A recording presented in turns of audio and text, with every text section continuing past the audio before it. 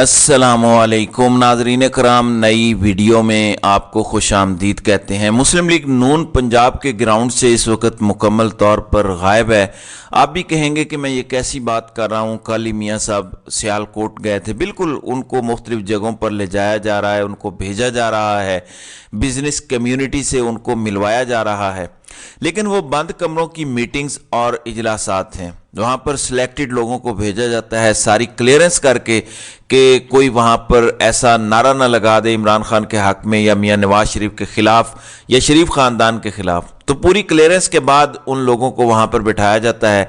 ये बड़े सिलेक्टेड लोग होते हैं, जैसे ये खुद सिलेक्टेड हैं, उसी तरह से सुपर लाडले के सुपर सिलेक्टेड लोग वहाँ पर मीटिंग्स और गैदरिंग में होते हैं। मैं आपको ये बता सकता हूं कि अब जो बड़े बड़े बिजनेसमैन हैं उनकी भी कांपें टांग रही हैं, और वो भी खुल के शरीफ खानदान के साथ तस्वीरें बनाने से हिचकिचा रहे हैं, बल्कि रोक रहे हैं कि हमारी तस्वीर नहीं आनी चाहिए। पिछले दिनों आपने देखा होगा सोशल मीडिया पर यह बात हुई कि अब जो भी बड़ा बिजनेसमैन इनको प्रोटोकॉल देता हुआ नजर आए, उस बिजनेसमैन की प्रोडक्ट सोशल मीडिया पर वायरल करें और उन प्रोडक्ट्स का उसी तरह से बायकॉट करें जिस तरह से इसराइल की प्रोडक्ट्स का बायकॉट हो रहा है।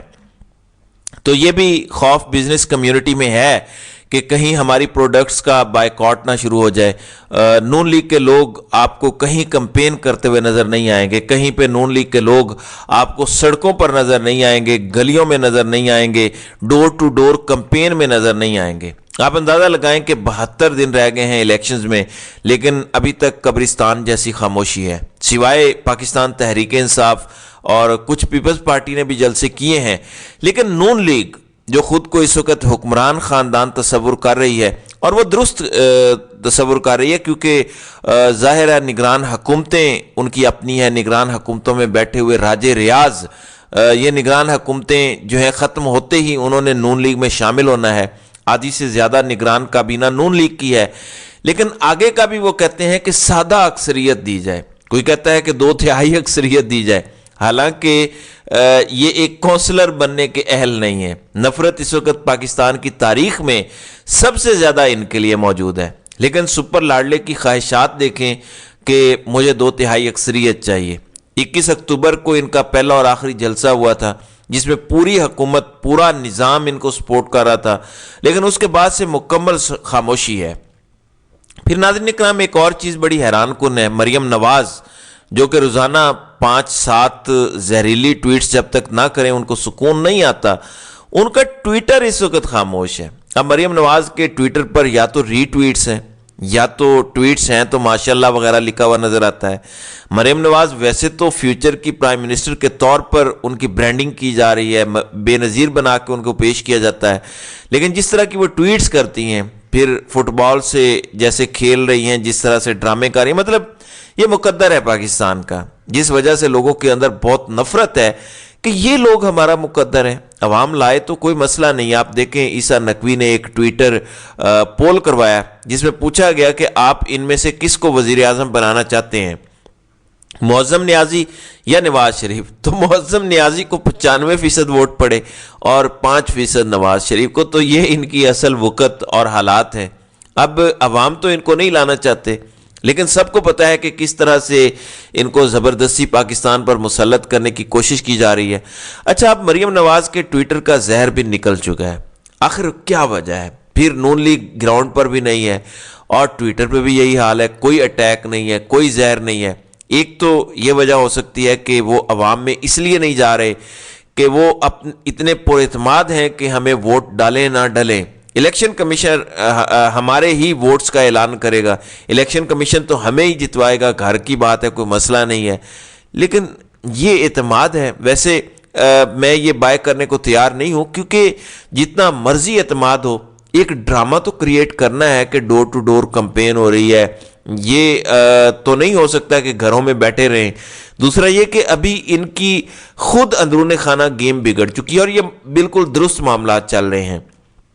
मैं आपको बता चुका हूं कि मियां नवाज शरीफ को कहा जा रहा है कि आप हर सूरत इस्तेकाम पाकिस्तान पार्टी को ज़्यादा सीटें दें। वो अभी देने को तैयार नहीं है, लेकिन अल्टीमेटली वो दे देंगे, क्योंकि उनकी इतनी सियासी तौर पर वक़्त नहीं है। ये ऑलरेडी सर झुका के नौकरी कर रहे हैं, تو یہ دیں گے جتنی سیٹیں مانگی جائیں گی استحکام پاکستان پارٹی کے لیے، لیکن ابھی تھوڑے لاڈ پیار اور نخرے تو دکھانے ہیں اور وہ دکھا رہے ہیں.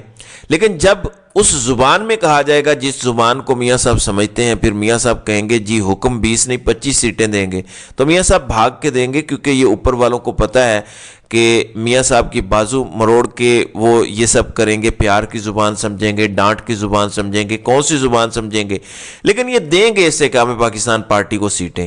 یہ ہو نہیں سکتا کہ یہ نہ دیں.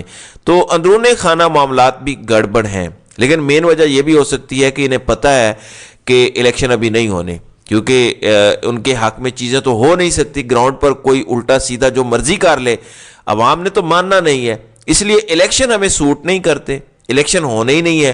تو ہمیں کیا ضرورت ہے ابھی سے عوام میں جا کے اتنا پیسہ خرچ کرنے کی، مزدوروں اور دہاڑی داروں کو پیسے دے کر جلسوں میں لانے کی، یا پروفیشنل بھکاریوں کو پیسے دے کے لانے کی، ہمیں کیا ضرورت ہے. لیکن جو سب سے مین وجہ ہے وہ میرے نزدیک عوامی نفرت اور عوامی غم و غصہ ہے، جس وجہ سے یہ عوام میں نہیں جا رہے. لیکن میں آپ کو ایک بات بتا سکتا ہوں، ایک پارٹی کا بڑا لوٹا جو جیتا تھا جب باقی لوٹے ہارے تھے، تو وہ لوٹا بہرحال جیت گیا تھا.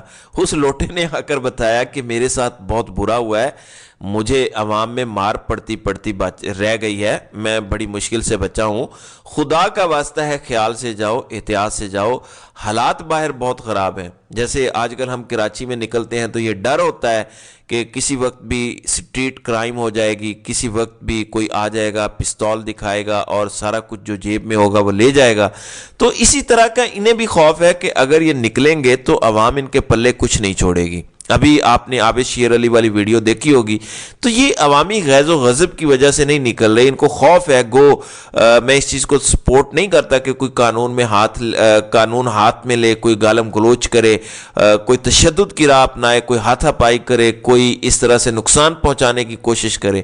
لیکن ان کا مسئلہ یہ ہے کہ لوگ بات کریں گے، لوگ ان کو باتیں سنائیں گے کہ کس منہ سے آئے ہو، تم نے دیا کیا ہے اس ملک کو. تو وہ جو کلپس بنیں گے وہ ان کی پوری کمپین کو برباد کر دیں گے. پھر یہ جہاں جائیں گے لوٹے لوٹے کے نعرے لگیں گے، پاکستان کے ساتھ جو انہوں نے کیا ہے اس پر نعرے لگیں گے. تو اس خوف سے یہ ابھی جا نہیں رہے.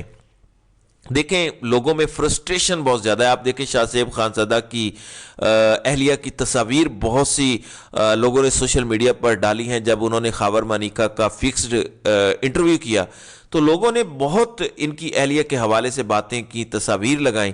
تو چند دوستوں نے ٹویٹس کی کہ ان کی اہلیہ کا کیا قصور ہے. ٹھیک ہے ایک بندہ گھٹیا پن کر رہا ہے اور اپنی نوکری کر رہا ہے اور چند ٹکوں کی خاطر یہ کر رہا ہے، تو اب اس کی بیوی بیچاری کا کیا قصور ہے.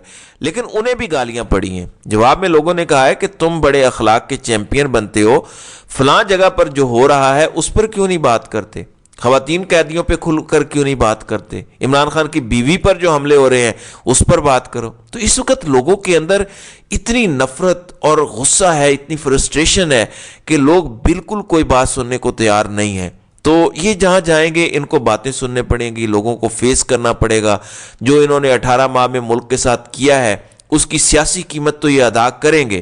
لیکن بات یہی ہے کہ یہ عوام میں جا نہیں رہے، عوام کا سامنا نہیں کر پا رہے. اور مریم نواز بھی خاموش ہیں، ان میں وہ جو زہر اور غصہ وہ نہیں رہا. ظاہر ہے پتہ ہے کہ جتنا ٹمپریچر ہم ہائی کریں گے اور زیادہ ری ایکشن اور نفرت آئے گی، تو اتنا تو ان کو کم از کم کسی نے سمجھا دیا ہے کہ آپ کچھ عرصہ یہ چیزیں یہ آتے چھوڑ دیں.